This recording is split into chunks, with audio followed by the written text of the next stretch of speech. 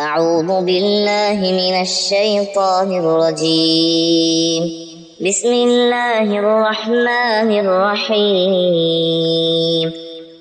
يخرج منهما اللؤلؤ والمرجان فبأي آلاء ربكما تكذبان وله الجوار المنشآت في البحر كالأعلام فبأي آلاء ربكما تكذبان